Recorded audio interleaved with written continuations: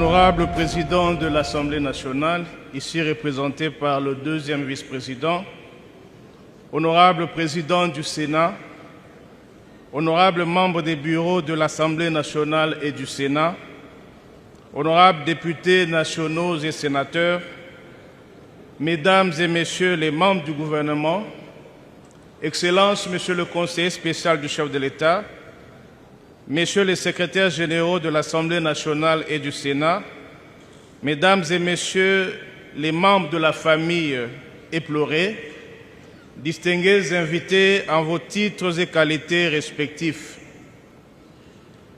C'est avec une profonde émotion et un immense respect que je prends la parole en ma qualité de président de l'ECOFIN de l'Assemblée nationale pour saluer la mémoire d'un homme d'exception.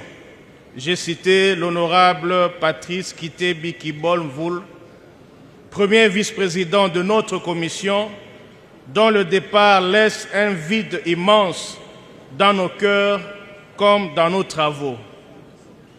L'honorable Kité-Bi n'était pas simplement un parlementaire engagé. Il était une conscience vive de la rigueur et du sens de l'État. À chaque séance de la Commission, il apportait cette clarté rare, cette capacité à transformer la complexité des finances publiques en un langage accessible, limpide et formateur.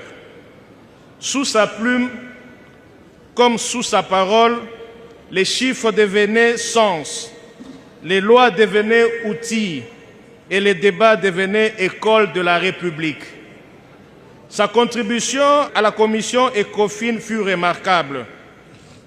La qualité technique et la profondeur analytique de ses travaux ont contribué de manière décisive à l'amélioration du contrôle parlementaire sur les finances publiques et à la crédibilité du budget de l'État.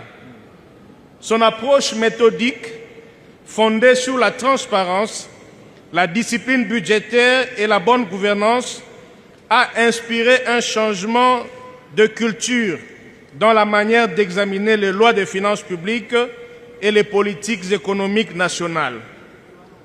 Toujours à l'écoute, il savait transformer les débats techniques en véritables moments d'apprentissage collectif, guidant ses collègues que nous sommes avec pédagogie, patience et une rare capacité de vulgarisation des matières les plus complexes, car pour lui, le savoir n'avait de valeur que s'il était partagé.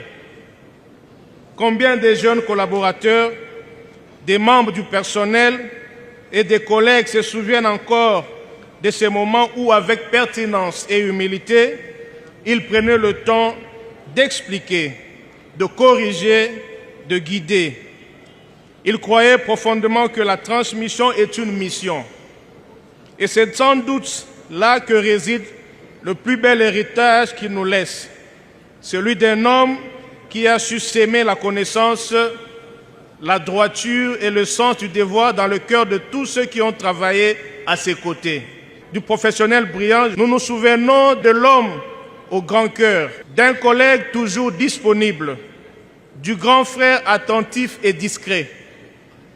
Dans les moments de tension, il savait apaiser. Dans les débats, il savait élever.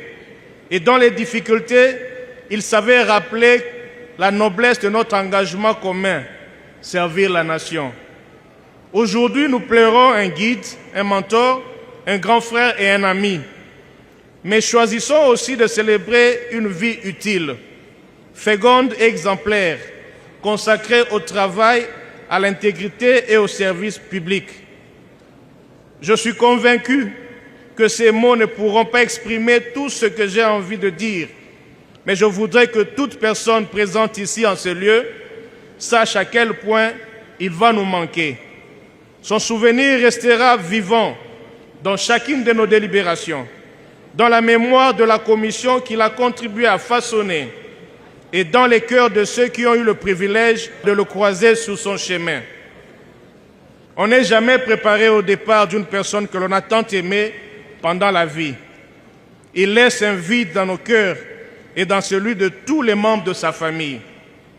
Que son exemple continue à inspirer nos pas, que sa sagesse éclaire encore nos décisions et que sa mémoire demeure comme une étoile, veillant sur cette maison qu'il a tant servie avec loyauté. Repose en paix, Mbouta, comme j'aimais l'appeler. La commission ECOFIN ne t'oubliera jamais.